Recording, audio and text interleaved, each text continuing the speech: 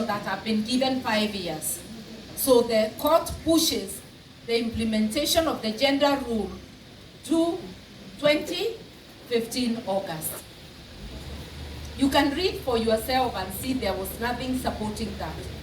So we have started the first election on the wrong footing, that gender matters are expendable, you can put them under the carpet, and you can take them later. That is how the first parliament, under the 2010 constitution, the 11th parliament started in an unconstitutional manner. Since it's the Supreme Court that has misinterpreted, whether deliberately or otherwise, we go up to 2015 without Parliament completing the passage of facilitative law to enact the gender rule, leading to the Maraga decision that eventually called for the dissolution of Parliament. Uhuru did not honor that. Ruto has not honored it. But I want to tell you that it is possible, even without the constitution, to achieve any constitutional amendment to achieve the 2/3 gender rule. And I want to draw attention to South Africa. South Africa has no gender quotas. But through the actions of just one political party, but it was the largest. It's still the largest, but it's dwindling. The ANC, because their method of election is proportional representation. The ANC deliberately decided to do the zebra. So if you start with woman, it's woman, man, woman, man. If you start with man, it's man, woman, woman. Through that method, South Africa, I do not know of the present parliament, but their last parliament, they were almost on gender parity because of the might of the ANC. So in short, I'm saying political parties too have a role. Just goodwill from the large political parties, from all political parties, but especially the large, because they are the ones with the majority of members. Any woman ODM gives a ticket in Nyanza comes through. So the few who come through are the ones who get the ticket. But the many men who come through equally are the ones who get the ticket. So who gets it easy? In Mount Kenya, when Jubilee was king, it's no longer king. If they gave as many women, we would have had enough women in parliament. If today KK had given as many women as men, we would not be needing to add gender top-up. So anybody who is worried about money, then let's change our system of elections to make it proportional representation, and also to make the zebra method mandatory. But beyond laws, what is our role as women, and what are we doing? So many of us have come through the gender quotas, because in every employment, in public space, in the boards, in the commissions, even though they are not fulfilling the gender rule, they push at least a number of women through. When you get there, do you remember that your mandate is to expand the space for others? Do the 47 women in parliament remember what their mandate is? Last time I checked, in the 10th parliament, they wanted the name changed. They did not want the name woman rep. It was almost an insult. They were like me in the 90s. But they had been elected to be women representative. You are a delegate for fellow women. Why do you want another name? Are you afraid of being who you are? So the moment you see people wanting the name changed, just know they do not understand their mandate. And very few have displayed capability that they understand the mandate. And we too have failed to hold them to account.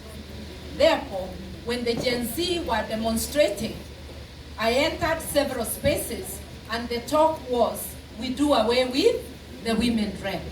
It means we have failed to give a good account of ourselves, and since women are singled out all the time, men have equally failed. When did you get happy about something Parliament did? That Parliament is full of men, very few women. But nobody is talking of members of Parliament, the 290, or of abolishing those seats or merging constituencies. The target is the women. That is the patriarchy in society. The women are so few, they are 47. And I can show you 5 performing women. In 290 constituencies, I may try very hard to show you 20 performing men. If you account on percentages, you will see the women are okay where they are. A non-performing parliament, but a few of them are showing. So our journey is to again remind those who go the mandate, they are the ones who should be pushing and screaming in parliament about the implementation of the 2/3 gender rule. What happened in 2015, I was involved in supporting women in parliament through Winnie Lichuma here, Commissioner Winnie, when she was the chair of GEC. And we really talked to them. They didn't, not many seemed to internalize. They would come to a meeting like this, we start 30, by the time you finish you are less than 10, because they've gone to other things. What happened when it came to voting? After all that, more than 20 women were missing in parliament that day, and the vote was lost by just about that number. They had gone to accompany the deputy president, then William Ruto, and the president Uhuru Kenyatta on various machinani. You would imagine that as a woman, you would tell your boss, no sir, I must vote today in parliament. That your first loyalty is to your constituency. But the women feel more loyal to their parties. So that if my twin brother here is having a function, the Wiper women may forget to go and vote. And I'm not saying they did, I'm saying may in those circumstances. So Uhuru and Ruto were followed by half the house, by 20. Because if we are having 47 women, 20 is almost half. And then we cry that we have lost. Accepting bills that are not palatable for us. Today, we should be urging very loudly, and I was telling the Gen Z that when you are asking for liberation, liberation is for everybody. In fact, the French who started the move for liberation, it was equality, liberty, it was actually liberty, equality, fraternity. Fraternity, the brotherhood, you can also read it as a sisterhood. The brotherhood means everyone. You consider everybody your brother, your sibling. Therefore, in any liberation, whether the Gen Z or a country liberation, the 3 words should never be forgotten. Liberty, equality, fraternity. And equality is for everybody across the board. What do the women bring, we are asked? Women first represent slightly more than half of the population. And if you really want to know what women bring, just look at your mother or whoever nurtured you, because sometimes it could be a foster mother, it could be an auntie, it could be a granny like me nurturing my daughter's children. Look at whoever nurtured you and you'll know what women bring. Women bring their nurturing qualities. That if we have a debate on the table about a road and a dispensary, the woman having carried a child to hospital and the desperation she will feel when there is no medicine or hospital nearby, she will vote for the dispensary, while the man will vote for the road because of access. Both are very important.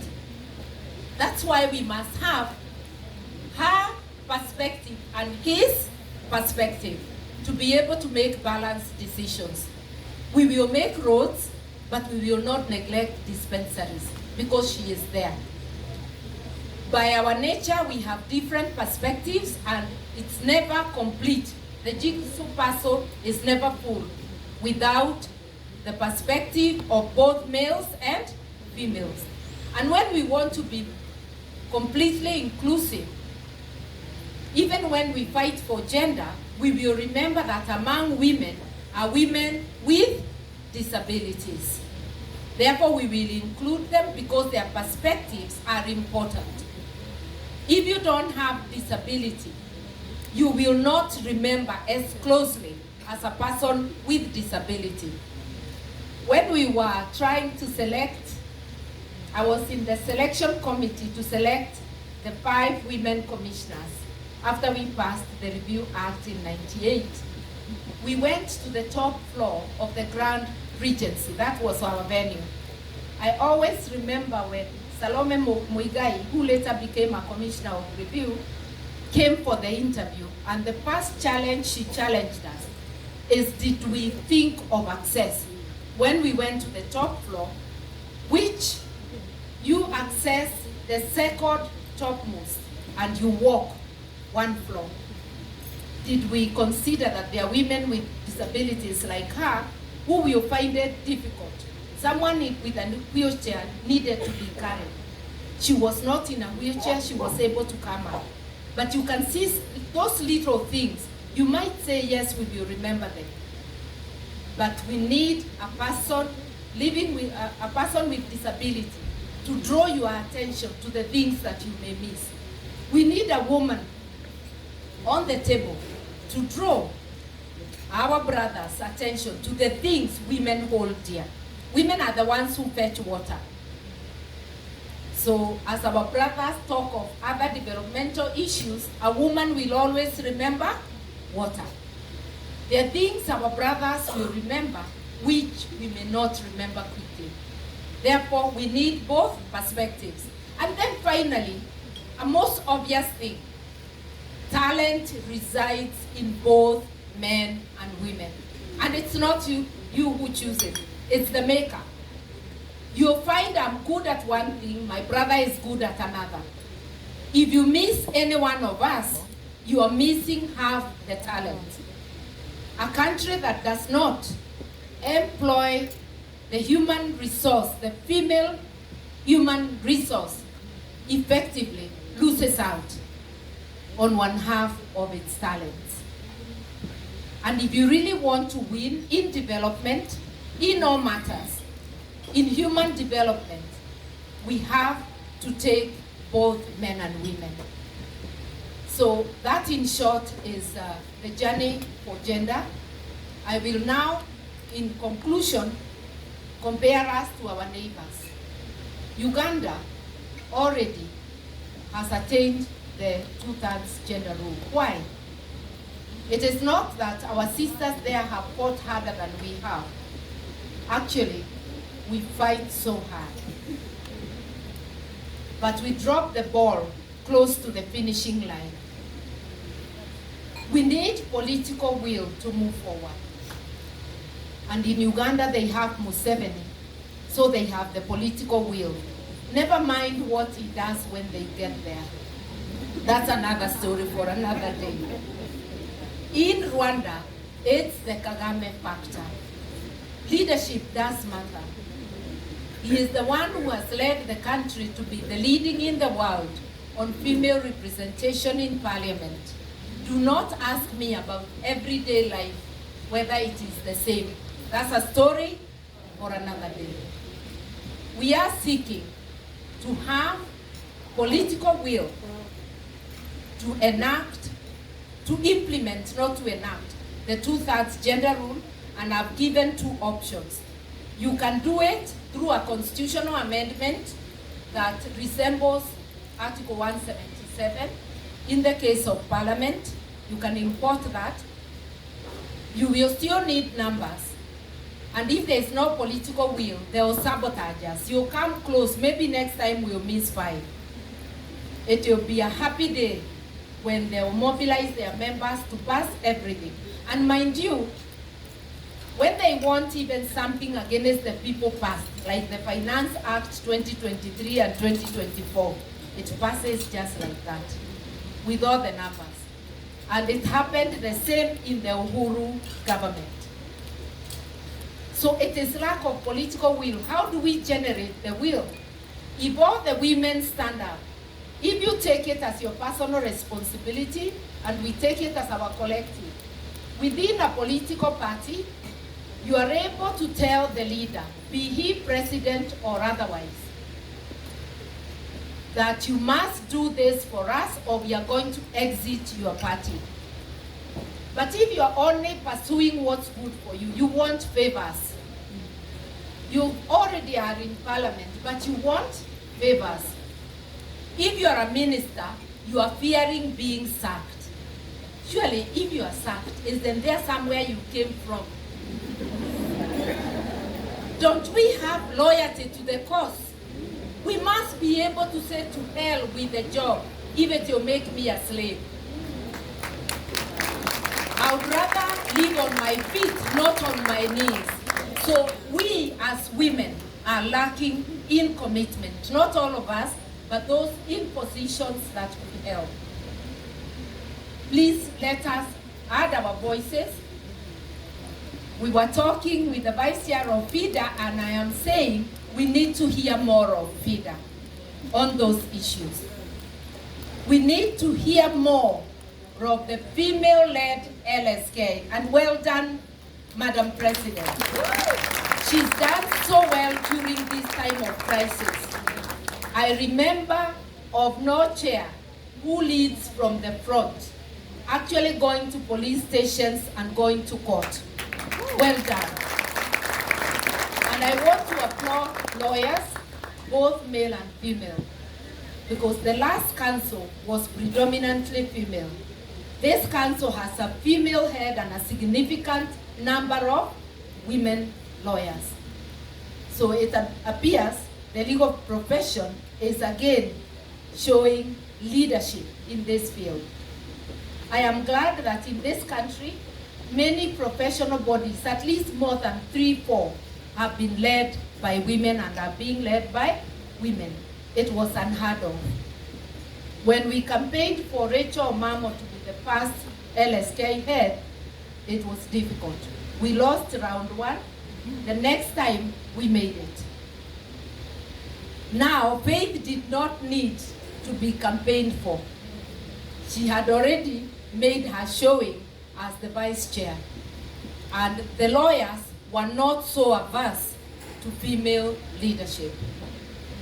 At least I can pride myself as the first council member, female council member of LSK in the 90s.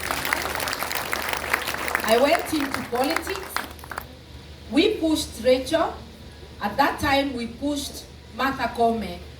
I don't know whether she vied and became vice chair, but I tend to think so. Because I had put in my papers and withdrew them when I vied for parliament. I thought it would be too greedy to hog 2 places. We must always live for each other. I want to give you a final method of how we can have numbers. If women were sensitized in every corner, and I believe we come from almost all the 47 counties, we also can come through direct election. I was elected 4 consecutive terms. Yes, I used to get support from FIDA. My first election, not much support, but throughout, I used to get support from women leaders in different places. Like there were 2 women, one in Cedar, Canada, another one in, what was it called? Norwegian Church Aid, and they supported me with projects. At a time, even the government had no projects. It made me such an outstanding member that being elected a second time was a walk in the park. And I continued. I was vocal in parliament, so I was able to sustain. So let us help women get elected. Let us help them be sustained in the positions they are in. But most of all, let us also use our numbers, leverage our numbers, to force our party heads, our leaders, whether it's the president, whether it's in the National Assembly, because even the National Assembly, you will rarely find a woman chairing the Public Accounts Committee or the Public Investments Committee. At least ODM has made Millie a whip. I want to see a party make a woman the leader of majority or leader of minority, because we too can lead. And that seat, which I once vied for and didn't get, I keep saying I have unfinished business. At 66, I'm fairly young, politically speaking. And I must disclose that I'll be 67 in another 6 weeks, because it's in September. I always announce my age. And I feel good about it because I've lived every one of those years with intensity. And I want to be able to count the milestones God has helped me to achieve, not for myself, to make the space around me and the country better than I found it. Let us commit here, dear sisters and brothers, to make Kenya better and more gender inclusive than we found it. And that truly will be the beginning of implementation of the Constitution. I want to thank you.